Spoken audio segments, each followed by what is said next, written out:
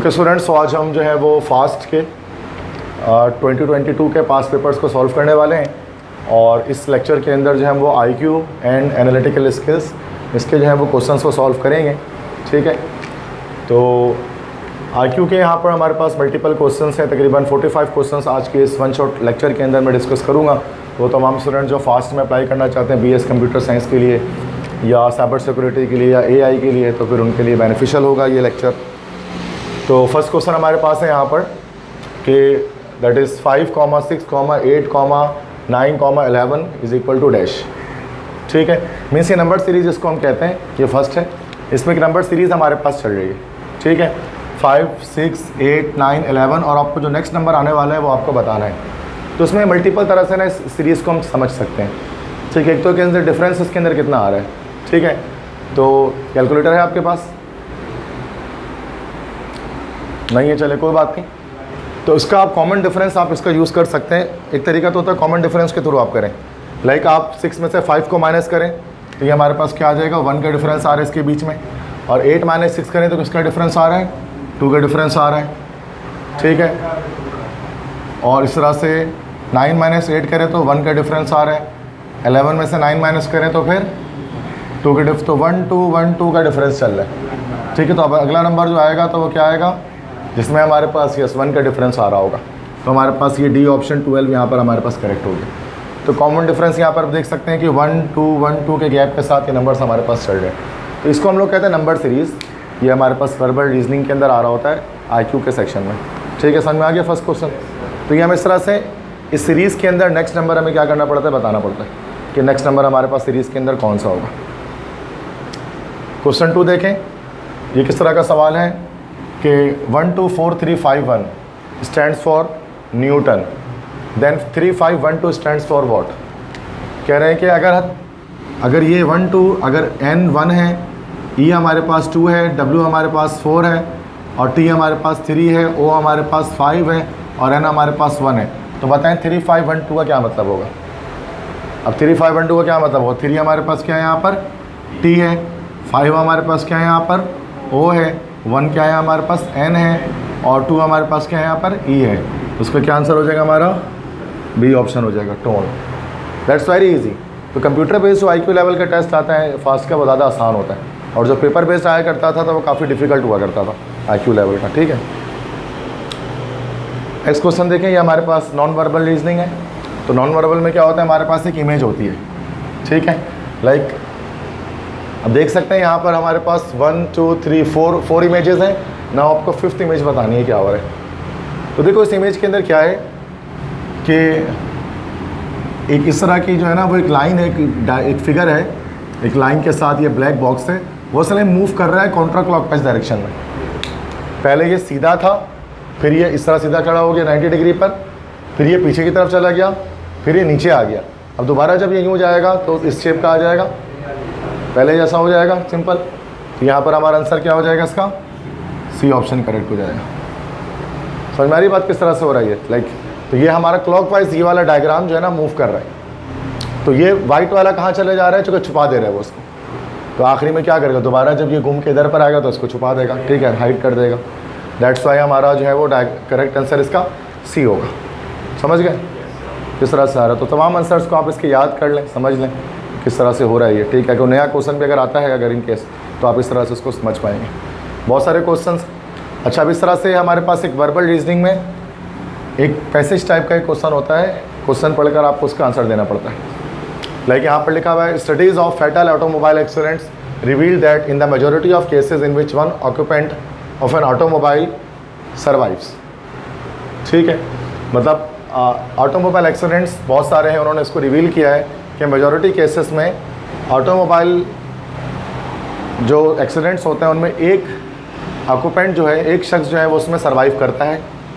It is the passenger not the driver who is killed. और ये passenger होता है, ड्राइवर नहीं होता जो मर जाता है। मतलब अगर गाड़ी चल रही होती है, कार जा रही होती है, तो कार में अगर एक पैसेंजर और एक ड्राइवर बैठा है तो पैसेंजर मर जाता है, ड्राइवर अक्सर बच जाते हैं। It is ironic that the innocent passenger should suffer for the while the driver often suffers only minor injuries or non-anod. मतलब जो मासूम पैसेंजर है वो तो मर जाता है, लेकिन जो ड्राइवर उसको छोटी मोटी ज़ख्में चोट पहुँचती है और उसके अलावा और कुछ नहीं होता। विच of the following is an assumption underlying passage above. बताएं इनमें से कौन सा एजम्पशन, कौन सी बात हम एज्यूम कर सकते हैं इस पैसेज को पढ़कर, इस बात को पढ़कर।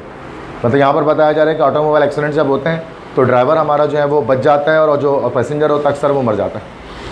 अब इसका इन पाँचों में से क्या बात इसको साबित करती है, मतलब कौन सी पैसेज किस बात को साबित करता है। First, auto safety experts should increase their efforts to provide protection for those in the passenger seats of automobile. कि ऑटो सेफ्टी एक्सपर्ट्स हैं उनको अपनी एफर्ट्स को बढ़ाना चाहिए कि वो जो पैसेंजर हैं उनके लिए प्रोटेक्शन ज़्यादा हो सके ताकि वो बच सकें, जैसे ड्राइवर बच रहा है। बी है, automobile passengers sometimes play a contributing role in causing auto accident. कि पैसेंजर्स कभी कभार ऑटो एक्सीडेंट्स जो है ना, जो एक्सीडेंट होते हैं उनका बाइस बनते हैं। तो ये इसमें ऊपर ये बात नहीं बताई जा रही उसके अंदर, ठीक है, तो ये तो कट गया 100%। ऊपर वाले देखेंगे क्या पता ये हो, बाकी जगह देखने के बाद तो थोड़ा मुश्किल क्वेश्चन होता है, इसको 1 बाय 1 रीड करना पड़ता है। See, in most fatal automobile accidents the driver of a car in which an occupant killed is at fault. तो ज़्यादातर ऑटोमोबाइल एक्सीडेंट में जो कार का ड्राइवर है वो गलती पर होता है, उसकी गलती की वजह से पैसेंजर मरता है। तो ये बात भी ऊपर नहीं बताई जा रही है कि ड्राइवर की कोई गलती होती है जिसकी वजह से वो मर जाते हैं पैसेंजर। बस ये बस बता रहे कि ड्राइवर बच जाता है और पैसेंजर मर जाता है, ये तो नहीं बता रहे गलती ड्राइवर की होती है। इत्तेफाक है। Most death in fatal automobile accidents are suffered by occupants of car other than by pedestrian. ज़्यादातर जो डेथ होती है ऑटोमोबाइल में वो पेडेस्ट्रियंस के वजह, पैदल चलने की वजह बजाय जो है वो गाड़ी चलाने वाले या उसमें मौजूद लोगों की गलती की वजह से होती है। तो ये बात भी इसमें एज्यूम नहीं किया जा रहा है इसके अंदर, पेडेस्ट्रियंस के बारे में तो कोई बात की ही नहीं गई। ये है, drivers of automobiles are rarely killed in auto accident. कि ऑटोमोबाइल के ड्राइवर बहुत शाज़ व नादिर ही ऑटो एक्सीडेंट्स के अंदर मरते हैं, मतलब अक्सर जो है वो पैसेंजर ही मर रहे होते हैं। तो ये वो बात है जो कि इस पैसेज के अंदर आपको बताई जा रही थी। ये वाली बात भी इसमें नहीं बताई जा रही थी कि जो है वो सेफ्टी इंक्रीज़ करनी चाहिए ताकि पैसेंजर्स बच सकें। समझ गए। तो ये हमारे पास इसमें क्या होता है कि ये एक हमारे पास स्टेटमेंट होती है, स्टेटमेंट पर एजम्पशन देने होते हैं हमें। ये भी IQ का सवाल है, देखो यहाँ पर लिखा हुआ IQ एनालिटिकल स्किल। तो ये एनालिटिकल स्किल होता है, इसके लिए आप पैसेज पढ़ कर ईजिली आप इसका आंसर दे सकते हैं कि ड्राइवर्स ऑटोमोबाइल्स के रेयरली किल होते हैं किसमें बेटा, ऑटो एक्सीडेंट्स के अंदर, ठीक है। मुश्किल से उनकी कभी मौत होती है, वो हमेशा बच जाते हैं, ठीक है। तो मसला उसको टाइम लगता है इस तरह के क्वेश्चन को सॉल्व करने में। बेहतर ये होगा कि इन क्वेश्चंस को आप एट द एंड सॉल्व करें, ठीक है।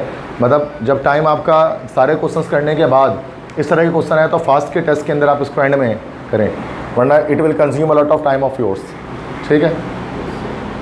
नेक्स्ट क्वेश्चन पे आते हैं। Which is the odd one out. ये देखें दोबारा से हमारी नॉन वर्बल रीजनिंग है। Which is the odd one out. इन चारों में से कौन सी डायग्राम डिफरेंट है, मुख्तलिफ है। 3 डायग्राम एक जैसी है, चौथी अलग है। कौन सी 3 डायग्राम एक जैसी आपको लग रही हैं? देखो बेटा, ये एक प्रिज्म टाइप का डायग्राम यहाँ पर बना हुआ है। This is like a prism. Prism किससे कहते हैं? प्रिज्म देखा है आपने फिजिक्स के अंदर, दो ट्रायंगुलर साइड्स होती हैं और 3 रेक्टेंगुलर साइड्स होते हैं, that is called a prism. तो बेटा यहाँ पर आपको ये एक प्रिज्म दिख रहा है, ऐसे ही होता है ना प्रिज्म, जिससे लाइट पास होती है तो 7 कलर्स में ब्रेक हो जाती है, मंशूर जिसको उर्दू में हम लोग कहते हैं, ठीक है। तो ये प्रिज्म है, 3 साइडेड है। अच्छा, ये भी प्रिज्म ही है 3 साइड में, यस, ये भी प्रिज्म, इसके भी 3 साइड है, अलग एंगल से दिखा रहे हैं। अगर आप देखो तो 1 2 3 3 साइड, इसके एंगल चेंज कर दिया। इसके भी 3 साइड है अगर आप देखो तो, लेकिन इसके 3 साइड, इसके 4 साइड है अगर आप इसको गौर से देखो तो, ठीक है। तो चूँकि अब इन तीनों के 3 साइड्स हैं, it has 3 side, it has 3 side, it has 3 side, but the last diagram has 4 sides, that's why it is the odd one out. Odd one out में क्या करते हैं, जो मुख्तलिफ डिफरेंट चीज़ होती है उसको हम टिक कर देते हैं, बाहर कर देते हैं, मतलब लाइक, ठीक है। बस समझ में आ गए। तो वो 3 जो थे उनमें क्या था बेटा कि उसमें 3 साइड्स थे शुरू के, उसमें 4 साइड्स हैं। 3D बना हुआ है, अगर थोड़ा सा आप इसको ऑब्जर्व करोगे तो आपको पता लग जाएगा कैसे डायग्राम है। गौर से देखना पड़ेगा कि इसके 3 साइड, इसके 3 और उसके 3 और उसके 4 साइड्स हैं, ठीक है। तो बड़ा आसान है, मतलब ये कोई छोटा बच्चा भी कर सकता है अगर जिसकी स्किल्स अच्छी हैं तो। इसके लिए आपको ग्रेजुएट, मतलब इंटर पास होने की ज़रूरत नहीं है, ये एक आम से 9-10 का बच्चा भी कर सकता है अगर समझ में आ रहा है। अब यहाँ पे भी देखें यही सवाल है, which is the odd one out. इसमें भी जो मुख्तलिफ डायग्राम है उसको हटाना है, तो बताएं क्या चीज़ हट सकती है इसके अंदर, ABCD में से? बी हट सकती है, बिल्कुल परफेक्ट। अली मोहम्मद की लॉजिकल स्किल्स अच्छी हैं। क्यों बी हट सकती है, क्या रीज़न है?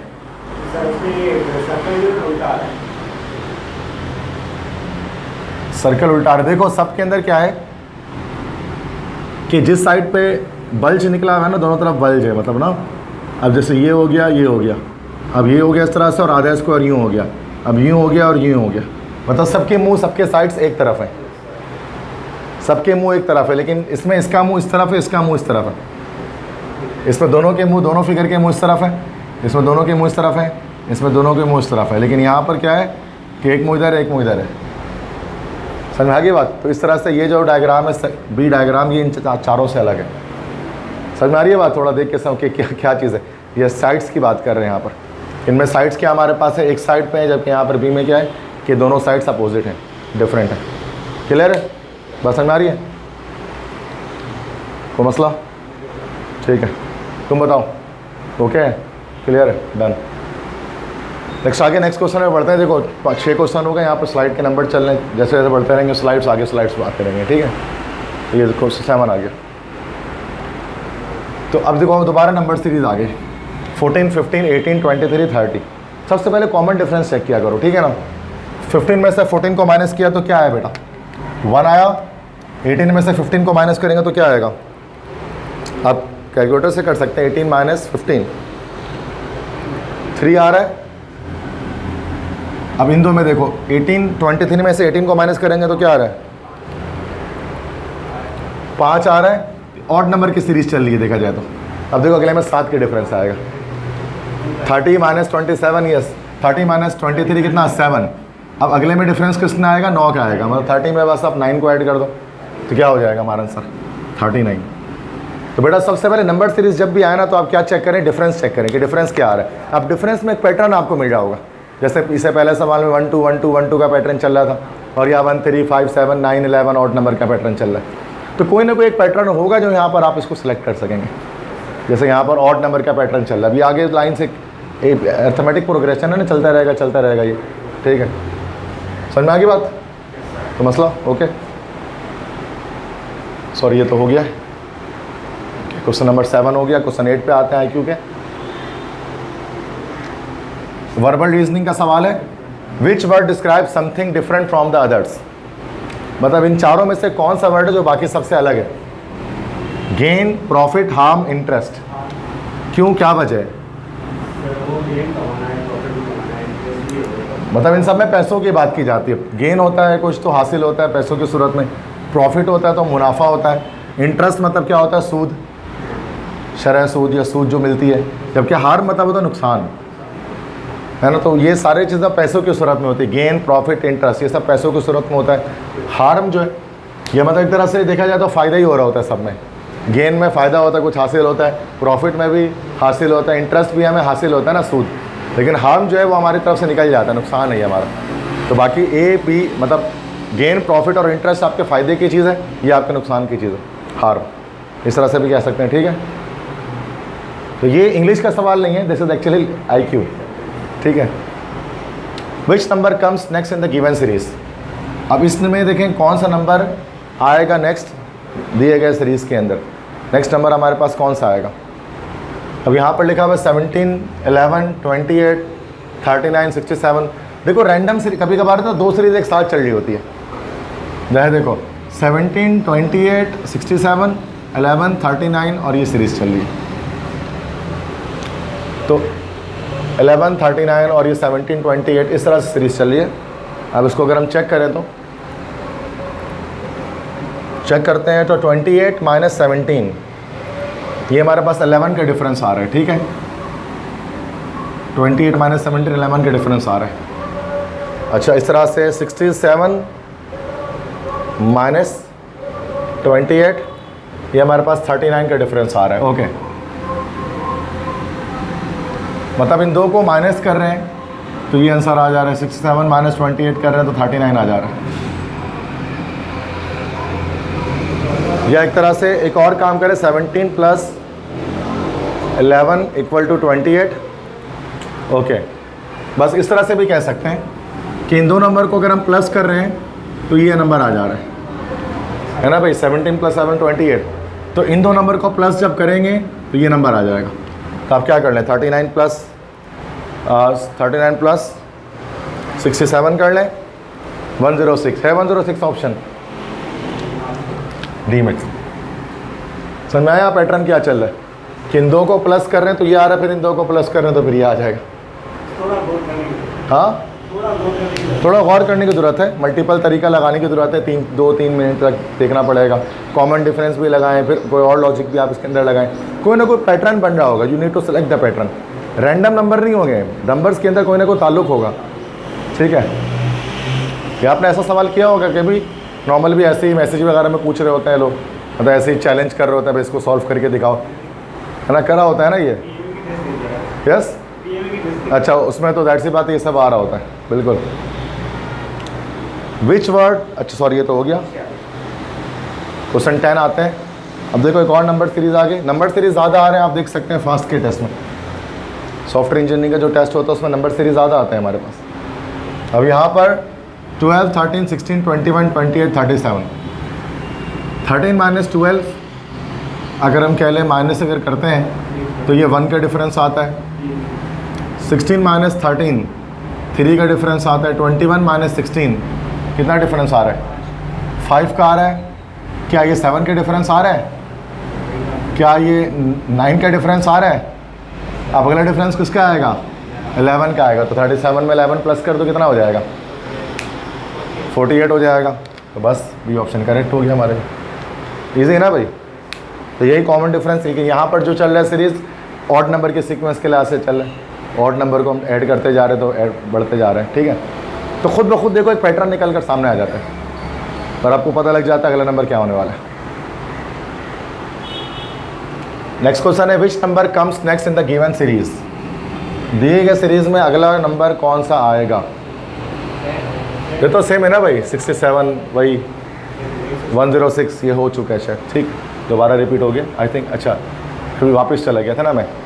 ओके, अगर ये नंबर पॉसिबल कहला रहा है तो 2167 क्या कहलाएगा। मतलब यहाँ पर फिर भाई क्या करना है, क्या बताया था, हर अल्फ़ाबेट का एक नंबर है। इसको कह दिया 3, इसको कह दिया 2, इसको कह दिया 1, इसको कह दिया 1, आई को कह दिया 4, बी को कह दिया 6, एल को कह दिया 5 और ई को कह दिया 7। तो 2167 से क्या मुराद है। 2 क्या है भाई, ओ, 1 क्या है भाई, एस, 6 क्या है भाई, बी और 7 क्या है भाई, ई, ओ एस बी। तो कौन सा हो जाएगा, डी ऑप्शन हो जाएगा, ओ एस बी। समझ में आ गया। तो इस ये तो बहुत आसान क्वेश्चन होता है जब ये वाला आता है। मतलब एक अल्फ़ाबेट के लिहाज से आपको दे दिया जाता है नंबर और आपको एक नया नंबर नया एक वर्ड निकालना पड़ता है, तो नंबर्स के लिहाज से निकालेंगे। आता है समझ में ये। क्वेश्चन 12 देखें, हमारे पास नॉन वर्बल रीजनिंग है पिक्चर के सूरत में।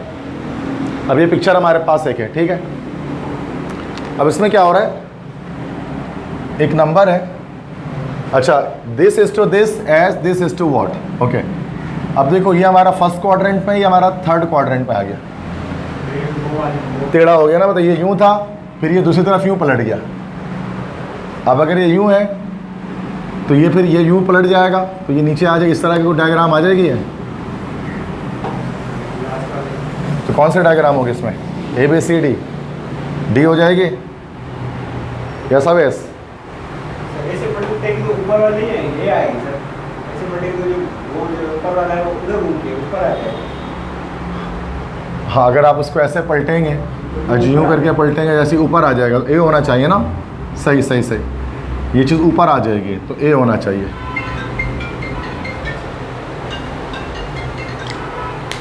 ए होना चाहिए फिर, सही है। चूँकि ये जब इधर पे वापस पलट रहा है तो फिर ऊपर आ जा रहा है, सही है। डी नहीं होगा, क्योंकि डी में अगर चाहिए इधर ही आ रहा है, लेकिन चूँकि ये जो ब्लॉक है इसका ब्लैक ब्लॉक, तो ब्लॉक की डायरेक्शन चेंज है इसमें, सही है।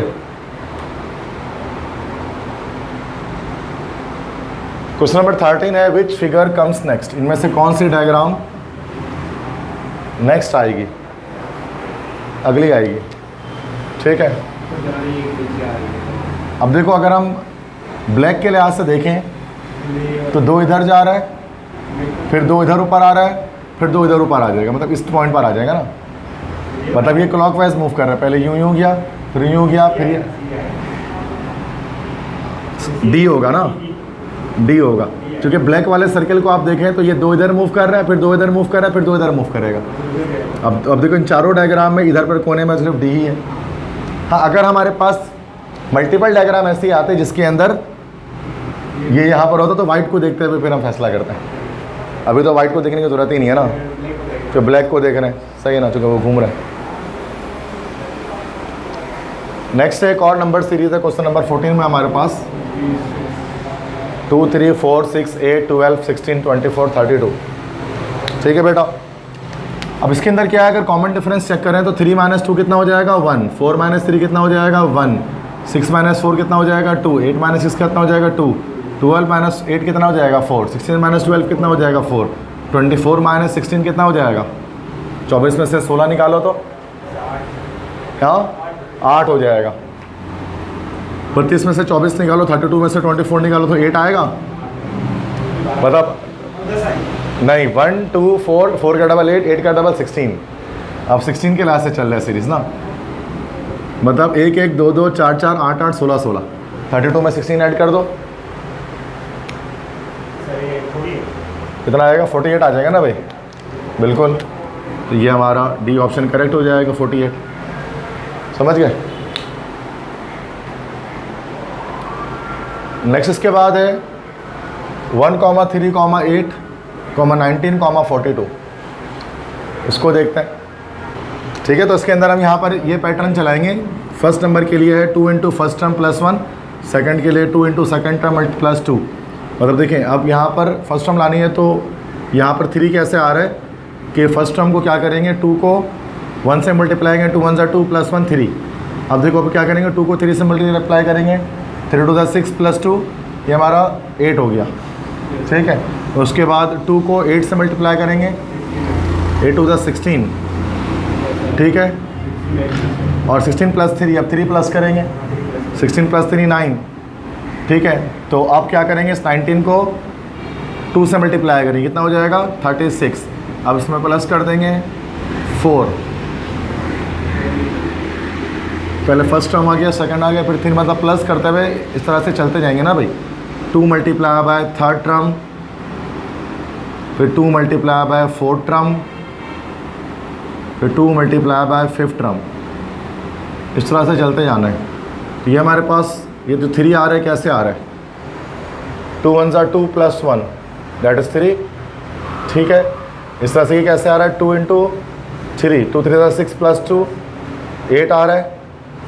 ठीक है, फिर 2 × थर्ड टर्म दैट इज़ 8 × 16, 16 + 3 19, फिर 2 × फोर्थ टर्म, 19 को 2 से मल्टीप्लाई करें तो कितना आया,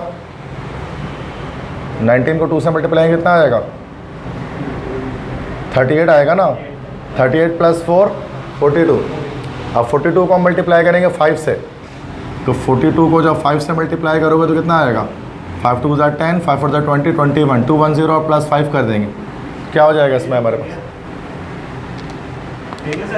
दो से मल्टीप्लाई करेंगे और 5 यस प्लस करेंगे। यस 42 को 2 से मल्टीप्लाई करेंगे, सॉरी, तो ये 2 × 2 = 4, 4 × 2 = 8, अब 5 प्लस करेंगे इसमें, तो ये हमारे पास क्या आ गया 89। तो बी ऑप्शन करेक्ट हो गया।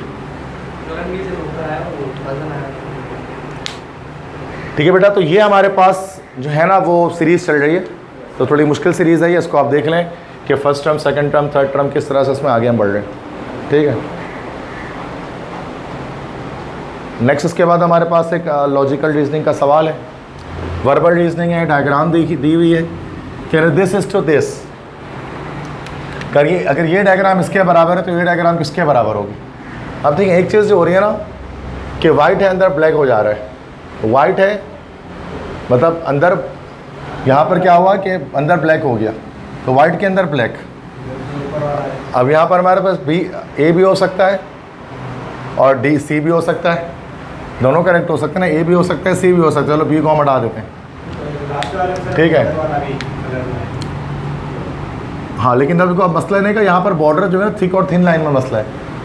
देखो यहाँ पर अंदर थिक लाइन है और बाहर थिन लाइन है, और उल्टा हो जा रहा है, यहाँ पर थिक लाइन बाहर हो जा रही है, अंदर थिन लाइन हो जा रही है। तो थिक लाइन को बाहर करना है, तो थिक लाइन बाहर ये रही, ये तो पूरा बॉर्डर हो गया। पूरा बॉर्डर हो गया ना, थिक बॉर्डर हो गया ना। जैसे यहाँ पर देखो इसका बॉर्डर थिक हो जा रहा है, तो इसका बॉर्डर यहाँ पर थिक हो गया और अंदर ये थिन हो गया। ये हमारे पास डी ऑप्शन यहाँ पर हमारे पास करेक्ट होगा, ए नहीं होगा। सिर्फ ये नहीं चेक करना है कि अंदर ब्लैक हो जा रहा है, अंदर ब्लैक तो ए में भी हो रहा है और सी में भी हो रहा है, लेकिन जो यहाँ देख रहे हो ना कि बॉर्डर चेंज हो जा रहा है। इनर बॉर्डर इसका थिक है और आउटर बॉर्डर इस वक्त थिन है, बाद में क्या होगा आउटर बॉर्डर थिक हो गया इसको, तो आउटर बॉर्डर थिक यहाँ पर हो रहा है, यहाँ तो थिन ही रह रहा है। तो समझ में आ गई? तो ये हमारे पास हो गया क्वेश्चन नंबर 16। क्वेश्चन 17 देखते हैं। इफ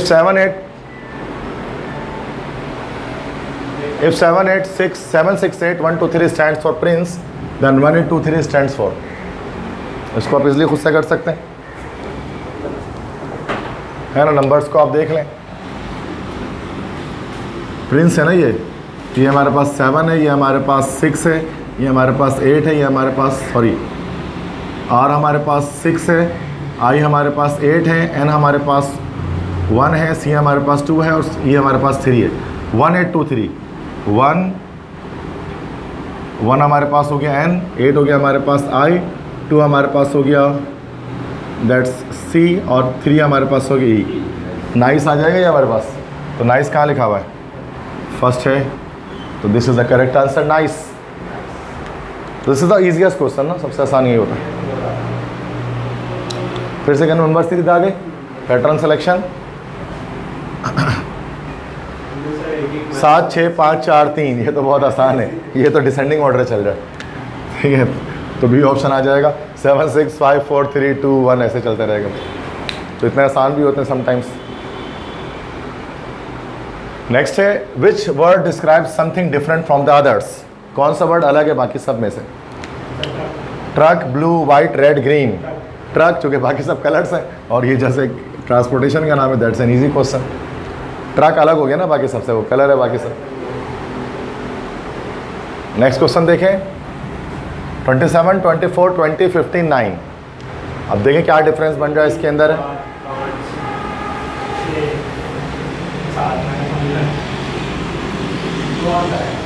क्या आंसर आएगा? डिफरेंस क्या चल रहा है? कॉमन डिफरेंस चल रहा है। 3 4 5, इसमें 3 माइनस हो रहा है, फिर 4 माइनस हो रहा है, फिर 5 माइनस हो रहा है, फिर 6 माइनस हो रहा है, फिर 7 माइनस होगा। तो 9 में से 7 माइनस करेंगे तो कितना आएगा? 2 आ जाएगा। इस बिल्कुल डी ऑप्शन करेक्ट, ठीक है। नेक्स्ट क्वेश्चन है, the number in the middle of each row is related to the number on its left and right side, find the missing number. Okay, तो यहाँ पर कॉमन डिफरेंस हमारे पास चल रहा है 141। अगर 185 में से 141 को माइनस करेंगे तो ये हमारे पास 44 का डिफरेंस आ रहा है। फिर 141 और 97 में भी 44 का डिफरेंस आ रहा है। इन दोनों में हमारे पास डिफरेंस किसका आ रहा है? 11 का। कितना? 7 का आ रहा है। तो जब 96 में 7 अगर हम और प्लस कर देंगे उसमें तो क्या आ जाएगा फिर हमारे पास? ये 103 आ जाएगा, ठीक है।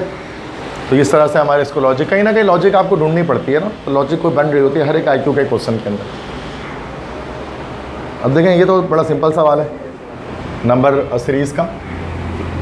This is question number 22 of today. 0 to 6 12 20 आगे बढ़ रहा है। तो +2 +4 +6 +8 अब +10, तो क्या आ जाएगा हमारा? ये 2 4 6 से 10 और इवन नंबर में हमारे पास कॉमन डिफरेंस आ रहा है। तो ये हमारे पास कितना हो जाएगा? दैट इज़ 30 हो जाएगा, ठीक है। सिंपल है। तो मिक्सअप सवाल होता है, कुछ बहुत आसान होते हैं, कुछ थोड़े टिपिकल होते हैं, सोचने पड़ते हैं। ये हर तरह के टेस्ट में ऐसा ही होता है, सवाल मिक्सअप होते हैं। नेक्स्ट क्वेश्चन है हमारे पास 23, which word describes something different from the others. Tomato, mango, onion, chilli, carrot. ये तो आसान होता है। Mango, because all the others are vegetables while mango is a fruit. बाकी सब सब्जियां हैं और ये फल है, दैट्स वाई। तो ये बड़े आसान होते हैं। नेक्स्ट देखें, यहाँ पर सीरीज़ चल रही है 13 17 25। शायद ये डबल सीरीज़ चले, देखो कम हो रहा है फिर बढ़ जा रहा है, मतलब ये डबल सीरीज़ चल रही है। याद करके आया होगा घर से।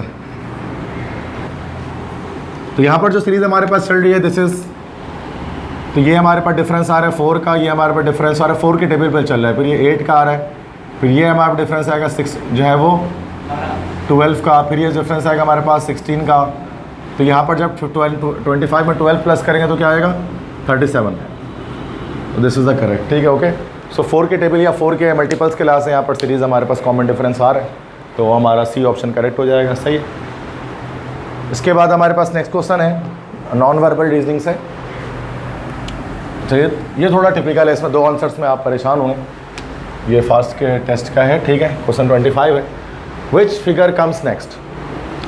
अब चेक करो यहाँ पर कि सबसे पहले तो सर्किल को देख लो ना, सर्किल यूँ घूम रहा है, फिर यहाँ आ रहा है, फिर यहाँ आ रहा है, फिर यहाँ आ रहा है, अब दोबारा ऊपर चला जाएगा। अब देखो यहाँ पे भी ऊपर है, यहाँ पे भी ऊपर है, यहाँ पे भी ऊपर है। सी तो हो नहीं सकता, जो यहाँ बीच में सी नहीं हो सकता ना। अब ए बी या फिर डी। अब देखो, अच्छा प्लस, अब देखो अब प्लस के लिहाज से देखना है, प्लस कहाँ मूव कर रहा है, प्लस यहाँ मूव कर रहा है, फिर यहाँ मूव कर रहा है, फिर यहाँ मूव कर रहा है, फिर यहाँ मूव कर रहा है। अब यहाँ के बाद वो कहाँ मूव करेगा, क्यों? तो क्या पता वापस आ जाए, बाउंस बैक हो गया, वापसी आएगा ना। जैसे यहाँ पर सर्किल जब वापस आ रहा है जाके मूव करते हुए, तो वो भी अपने रास्ते पे चलने के बाद, कोने के बाद वापस आना शुरू हो जाएगा। तो आंसर हमारा क्या होगा, ए करेक्ट होगा। अक्सर बच्चे इसका डी लगा देते, बोलते नीचे गिर जाएगा उसके बाद ही, तो ऐसा नहीं है, ग्रेविटी की वजह से तो ऐसा नहीं है, कोई फिजिक्स थोड़ी नहीं है।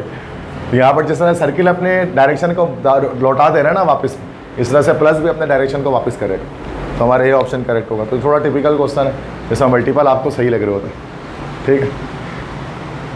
नेक्स्ट नंबर सीरीज़ है, दोबारा से देख लें, पैटर्न सेलेक्ट कर लें। 4, 54, 13, 45, 22, 36। क्या डबल सीरीज चल रही है क्या कोई, ऐसे करके?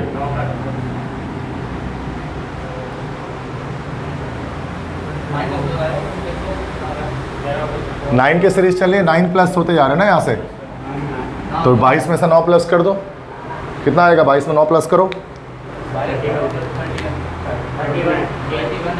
31 आ रहा है ना, तो बस ए। और ये अच्छा, ये सीरीज़ अलग चल रही है, ये सीरीज़ अलग चल रही है, नीचे 2 सीरीज़ एक साथ चल रही है, ठीक है। यहाँ डिफरेंस अलग आ रहा होगा 45, इसमें भी 9 का डिफरेंस आ रहा है क्या, 45 माइनस। वैसे हमारा इसका आंसर नहीं चुके, तो इसका अगला नंबर आता हो, तो हमें तो हमारा नंबर सेलेक्ट हो गया।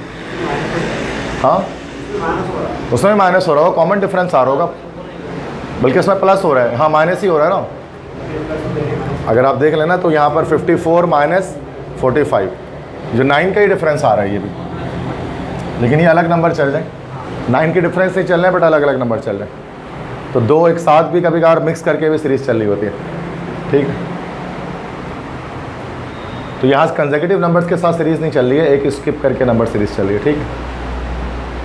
क्वेश्चन नंबर 27 है, which number comes next in the given series. दोबारा से सीरीज आ गई, अगला नंबर बताइए क्या आएगा हमारे पास, सोच कर। 75, 50, आसान लग रही है बड़ा।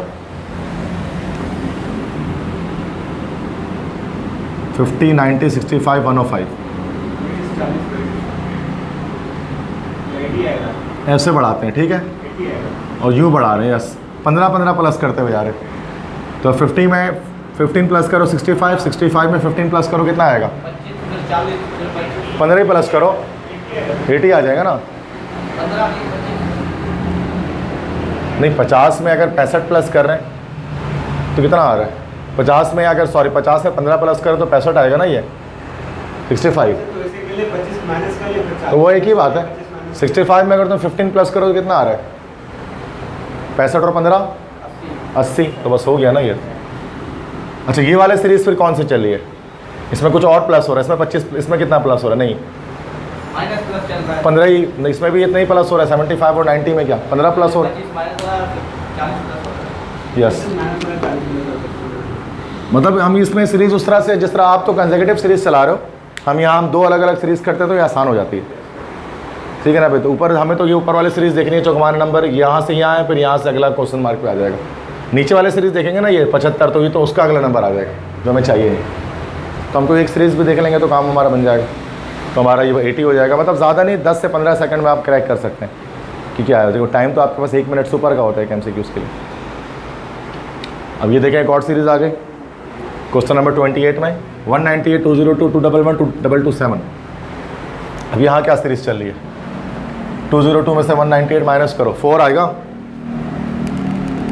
4, और 211 में से 202 माइनस करो तो क्या? यस, स्क्वायर के लिहाज से चल रहा है, 2 का स्क्वायर, ये 3 का स्क्वायर, 9 माइनस हो रहा है, तो यहाँ 4 का स्क्वायर 16 माइनस हो रहा है, तो इसका मतलब कि इसका जो अगला नंबर आएगा हमारे पास वो 5 का स्क्वायर, मतलब 25, 25 प्लस कर दो 227 में कितना हो रहा है? यस, तो ये हमारे पास आ जाएगा 252, डी ऑप्शन करेक्ट। मतलब स्क्वायर के लिहाज से चल रहा है, देखो 2 का स्क्वायर, 3 का स्क्वायर, 4 का स्क्वायर, 5 का स्क्वायर। तुमसे ज़्यादा अच्छी अली मोहब्बत से अच्छी उस बच्चे की स्किल्स हैं IQ के अंदर। हाँ बिल्कुल, तो बहुत अच्छी सीरीज़ चल रही है आप, सीक्वेंस सीरीज़ बहुत अच्छी है। ये मसला करेगा। अब ये हमारे पास क्या आ गया बेटा, this is again verbal reasoning हमारे पास आ गई है। ये मुश्किल होती है, इसमें इंग्लिश स्किल्स काम आती हैं आपके ना, समझना पड़ता है। तो the senate candidate express outreach that few जजेस have any background in technology. Senate के कैंडिडेट ने तो गुस्से में कहा कि कुछ जजेस हैं, कि बहुत ही कुछ जजेस हैं जिनको टेक्नोलॉजी के बारे में कुछ पता है, कुछ जानते हैं, yet they try to resolve cases involving high tech companies. फिर भी वो क्या कोशिश करते हैं कि उन बड़े हाई टेक कंपनीज़ की केसेस को रिजॉल्व करने की वो कोशिश करते हैं। वो चाहते हैं कि हाई टेक कंपनीज़ की केसेस को वो रिजॉल्व कर दें, ठीक है। He stated that not one federal judge has a degree or any experience in computer technology. उसने कहा कि कोई भी ऐसा फेडरल जज नहीं जिसके पास कोई डिग्री हो या एक्सपीरियंस हो कंप्यूटर टेक्नोलॉजी के अंदर। A promising response to this concern, arguing that things are not as bad as they might seem, could involve which of the following claim? A promising response to this concern, arguing that things are not as bad as they might seem, could involve which of the following claims? मतलब इसका response क्या होना चाहिए इस claim का जो वो senate का जज कह रहे हैं। ए ऑप्शन है, there is a very little opportunity for and indeed a little need for technical expertise in the judicial branch. There is therefore almost no way for a technical specialist to rise through the ranks to a top level position in government. There is therefore almost no way for a technical specialist to rise, मतलब बहुत कम opportunity है technical expertise के judicial branch के अंदर, इसलिए कोई technical बंदा ऊपर नहीं आ पा रहा। Most of the public policy questions in the area are usually about the morality and the value of scientific and technological development. They do not require much technical understanding beyond that of a lay person. मतलब इतना ज़्यादा ज़रूरत नहीं है, उनको require ही नहीं है कि वो जजेस को टेक्निकल इन्फॉर्मेशन होनी चाहिए। See, the rewards of a life as a judge in terms of both money and prestige are not high enough to attract top flight technical experts to this area. मतलब जो जज की salary है, पैसे हैं, जो उसकी प्रेस्टीज है, वो इतनी ज़्यादा हाई नहीं है जिससे टेक्नोलॉजी उनके पास आ सके। डी है, there is lack of people who are qualified in both technical and legal areas of expertise. लोगों की कमी है जो टेक्निकल और लीगल एरियाज में एक्सपर्टाइज जिनको हो, उनकी कमी है। ई है, computer scientist by and large have little interest in politics and public policy. It would be difficult to find scientist with the degree of commitment required for a serious contribution to judicial system. That's a very tough question, ठीक है। काफ़ी सारी चीज़ें इसके अंदर इसमें ask कर रहे हैं, तो इसमें हमें जो यहाँ पर परफेक्ट आंसर इसमें मिलता है ना, बेस्ट आंसर क्या चीज़ होती है? डी ऑप्शन होना चाहिए इसमें ना। There is a lack of people who are qualified in both technical and legal areas of expertise, कि कमी है यहाँ पर ऐसे लोगों की जिनके पास टेक्निकल इन्फॉर्मेशन कम है।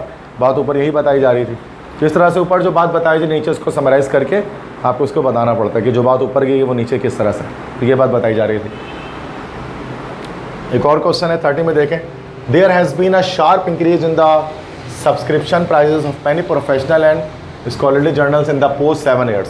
Many publishers ascribe the necessity for these increase to the very availability of photocopying facilities, which enable people simply to copy the articles they want rather than buying the journal. Which of the following, if it is true, would make the explanation more plausible? कह रहे हैं कि बहुत sharp increase हुआ है subscription prices में बहुत सारे प्रोफेशनल और स्कॉलरली जर्नल्स की लास्ट 7 सालों में। बहुत सारे publishers ascribe the necessity for these increases to the easy availability of photocopying facilities। मतलब बहुत सारे पब्लिशर कह रहे हैं कि हम फोटोकॉपी करेंगे जर्नल्स को ताकि कम रेट पर हम मुहैया कर सकेंगे लोगों को रिसर्च जर्नल्स एप्लीकेशंस वगैरह। इसको समराइज़ करना है इस बात को। In almost every field several new professional and scholarly journals have begun publication the last few year. ये ऐसा कुछ नहीं कहा जा रहा है इसके अंदर। The great majority of professional and scholarly journals have a massive backlog of papers awaiting publication, ऐसा भी कुछ नहीं कहा जा रहा। In the 5 years immediately preceding the price surge, there was a substantial decline in the number of individual subscriptions to professional and scholarly journals, while library subscriptions remained fairly stable, ये भी नहीं कहा जा रहा। Many libraries have recently begun cutting back on subscription to professional and scholarly journals. ठीक है. Next है, over the past 5 years there has been a substantial decline in the number of individual subscriptions for professional and scholarly journals, while libraries subscriptions have remained fairly stable. तो यहाँ पर इन चारों में से क्या बात कही जा रही है? आई थिंक ये तो चारों भी इसके लिंक करने से बात नहीं लग रही इसके अंदर. If it is true, would make this explanation more plausible.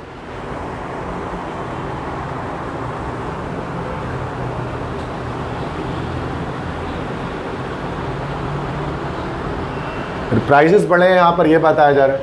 अच्छा, शार्प इंक्रीज हुई है, प्राइस बढ़ी है, तो उसमें ये तो हो नहीं सकता.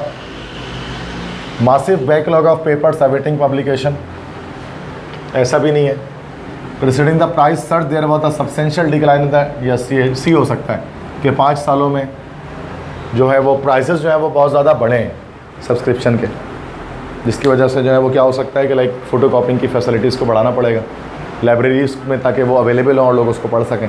मतलब तो जो महंगाई पब्लिकेशन की वजह से आ रही, तो ये सी ऑप्शन यहाँ करेक्ट है. तो उसको रीड आउट करके इंग्लिश स्किल्स अगर आपकी अच्छी हो तो आप उसको बता सकते हैं.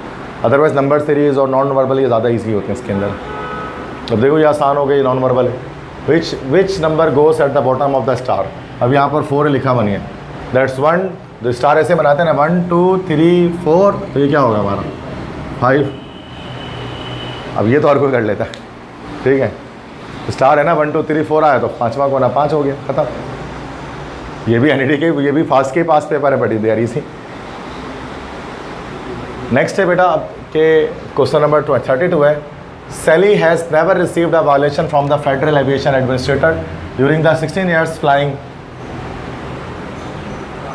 car. Must be a great pilot. Which of the following can be said about the reasoning above? The argument is built upon hidden assumption. Sally has never received a violation from the Federal Aviation Administration during this 16 years flight. She must be a great pilot. The argument is built upon hidden assumption. The definitions of the term create ambiguity. This is an example of an argument that is directed against the source of the claim rather than the claim itself. The argument uses circular reasoning. The argument works by analogy. मतलब वो कह रहे हैं कि चूँकि उसने वॉलेशन कभी नहीं की है, तो उसका मतलब ये कि वो एक एक्सपर्ट पायलट है. तो यहाँ पर कंपैरिजन कर रहे हैं, तो यहाँ पर ई ऑप्शन होगा कि the argument works by analogy.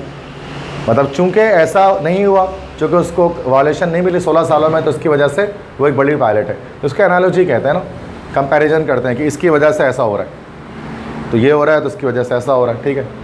So this argument works by analogy. इसमें एनालॉजी लग रही है. नेक्स्ट क्वेश्चन है, क्वेश्चन 33 है. If 5 into 6 equal to 15, 4 into 9 equal to 18, 7 into 4 equal to 14, 2 into 4 equal to what? देखो जितना जो आ रहा है उसका हाफ कर देगा. यहाँ से मुझे तो ये समझ में आ रहा है. 5 से 30, 30 का हाफ 15, 4 9 जा 36, इसका हाफ 18, 7 4 जा 28, इसका हाफ 14, 2 4 जा 8, 8 का हाफ कितना हो जाएगा 4. तो ये बस ये सी ऑप्शन करेक्ट, ठीक है. अब ये क्वेश्चंस हमारे पास है जो ओ लेवल से लेवल के स्ट्रीम के होते हैं ना, वो इस तरह के क्वेश्चन बेहतर तरह से कर पाते हैं. उनकी इंग्लिश अच्छी होती है तो फास्ट में ये वाले क्वेश्चन में वो बाजी मार जाते हैं. और हमारे सिंध बोर्ड के बच्चे अक्सर जो है वो मैथ्स वगैरह जो क्वेश्चन है ना इसमें नंबर उठा लेते हैं, लेकिन इसमें नंबर गिरा देते हैं. तो ये टिपिकल लग रहा होगा आप. The financial aid officer sent an email to all of the students in the university. Financial aid officer मतलब जो स्कॉलरशिप देते हैं, उन्होंने ईमेल किया तमाम बच्चों को यूनिवर्सिटी के that they needed to submit the financial aid form by Friday. जुम्मे तक उनको फॉर्म जमा करा देना स्कॉलरशिप का, विथ नेशनल आइडेंटिटी कार्ड यानी इसकी शनाख्ती कार्ड के साथ, गार्जियंस इनकम सर्टिफिकेट, आपके सरपरस्त जो है उनकी इनकम कितनी है वो certificate, and statement of expense, और उसमें खर्चा बताने घर का कितना है. Which one of the following assumption was the financial aid officer making. क्या चीज़ एज्यूम कर रहे थे फाइनेंशियल ऑफिसर ऐसा करके? All the students were not interested in financial aid. ऐसा नहीं है, बिल्कुल ऐसा नहीं किया गया. All of the students could पे देयर फी. ऐसा भी वो नहीं चाह रहे थे. All of the students had a GPA above 3. ये भी नहीं चाह रहे थे. All of the students wanted financial aid. All of the students had a GPA below 3. नहीं, यहाँ पर डी ये होगा ना कि चूँकि हर स्टूडेंट फाइनेंशियल एड चाह रहा था, इसलिए उन्होंने एक ईमेल किया कि भाई आप घर के इनकम का सर्टिफिकेट लाओ, एक्सपेंस दिखाओ, ताकि हम डिजर्विंग बच्चों को स्कॉलरशिप दे सकें. तो ये एज्यूम कर सकते हैं इससे, बाकी बातें एज्यूम नहीं कर सकते. सही बात है, ये थोड़ा आसान था फिर भी बाकी की बनस्बत. नेक्स्ट क्वेश्चन है find the missing number from the given table. Table एक दिया हुआ है बेटा, इसका मिसिंग नंबर बताना है कौन से 20, 30, 50, 40। ठीक है, तो यहाँ पर क्या हो रहा है बेटा इस वाले क्वेश्चन में कि इन तमाम नंबर्स को ऊपर ऐड करेंगे तो ये 60 आ रहा है, इन नंबर्स को ऐड करेंगे तो 70 आ रहा है, तो इन नंबर्स को ऐड करेंगे तो 80 आना चाहिए, 10 + 40। तो अब इसमें 30 ऐड करेंगे तो ये हमारे पास क्या हो जाएगा, 80 हो जाएगा, तो हमारा बी ऑप्शन करेक्ट हो जाएगा। इस तरह से मैजिक स्क्वायर इसको हम कहते हैं, तो उसके अंदर भी हमें क्वेश्चन आते हैं इसके। ठीक है, एक और देखें बेटा, क्वेश्चन नंबर 36। ये बड़ा आसान सवाल है नॉन वर्बल में, इसको डायरेक्टली आप बता सकते हैं आंसर। पहले बाहर था, अंदर आ गया, उसके बाद है ना, ये बाहर और अंदर क्या हो जाएगा इसका, बी हो जाएगा ना, बिल्कुल।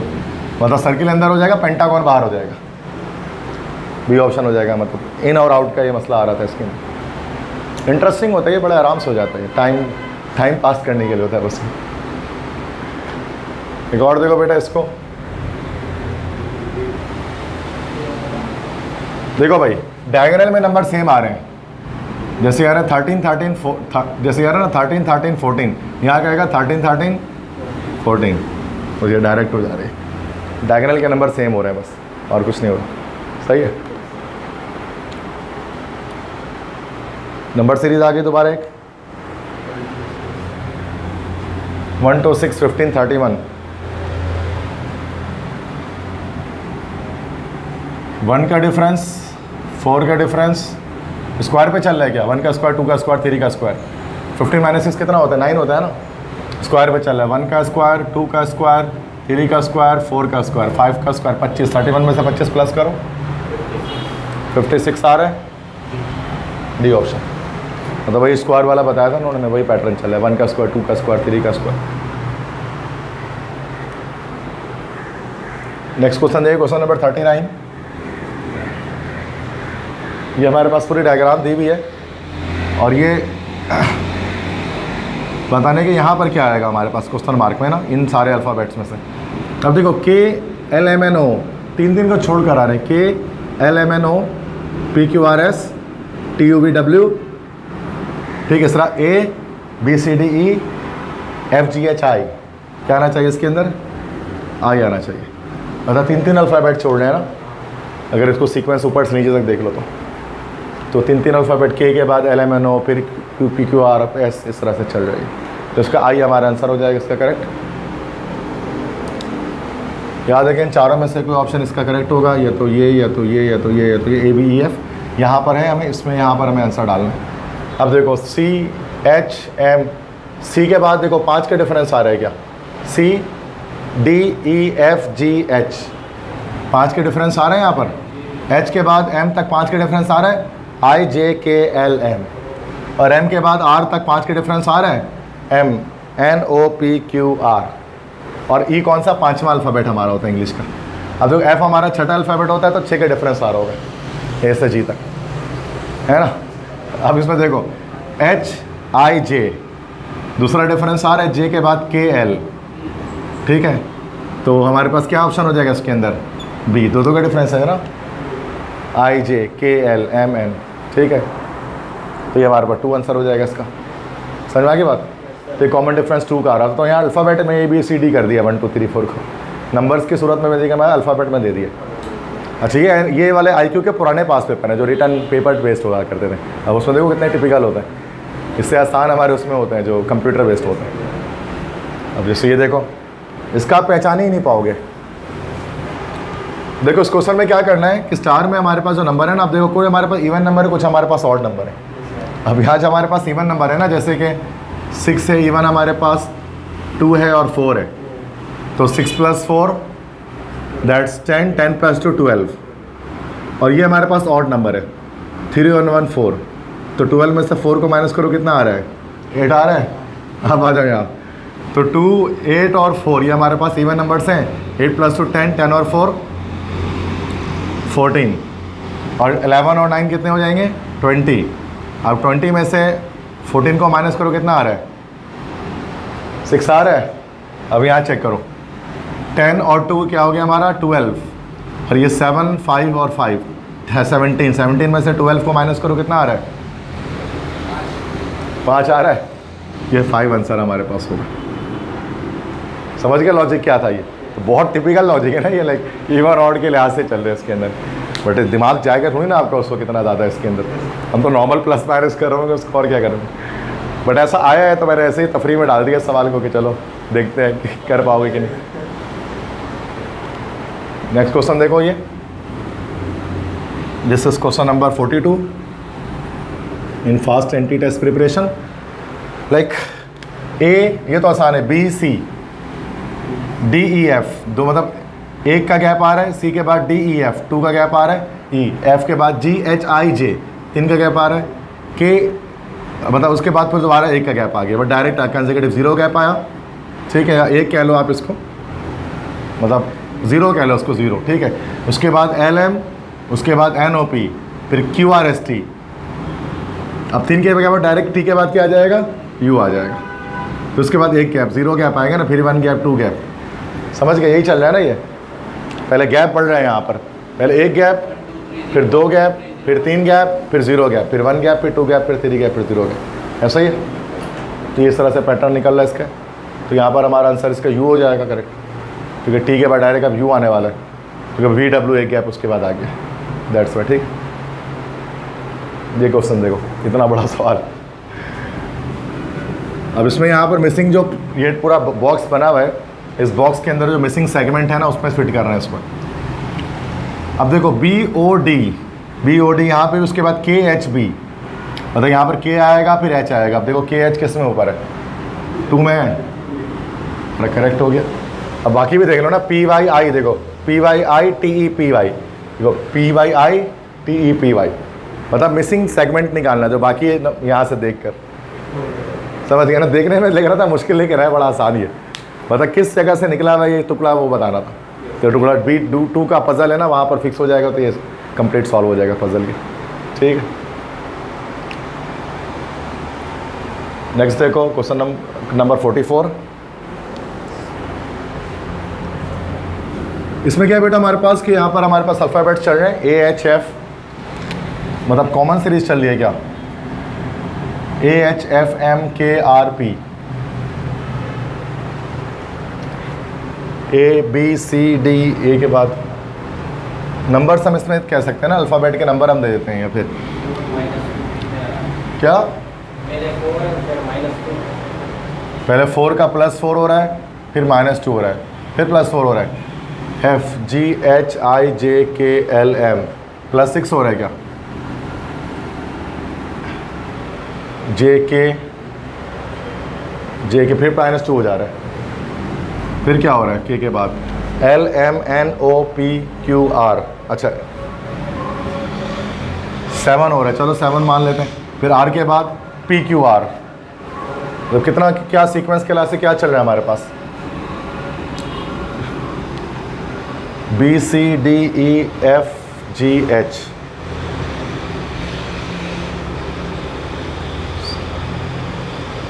अल्फ़ाबेट्स देख लेते हैं ना यहाँ पर।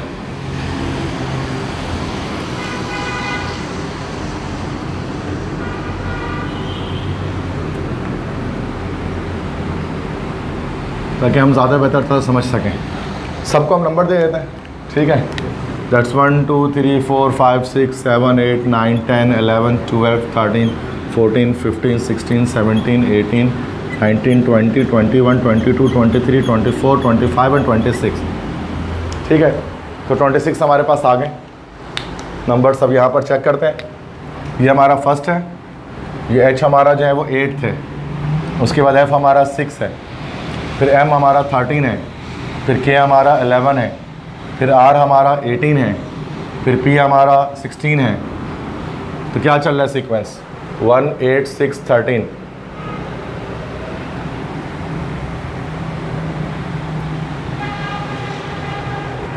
ठीक है, तो ए और एच की बात जब हम करेंगे तो ए और एच के बीच में +7 के डिफरेंस से फिर एच एफ में -2, तो पहले +7 हो रहा है, फिर -2, फिर +7 हो रहा है, -2 +7 -2 +7 -2।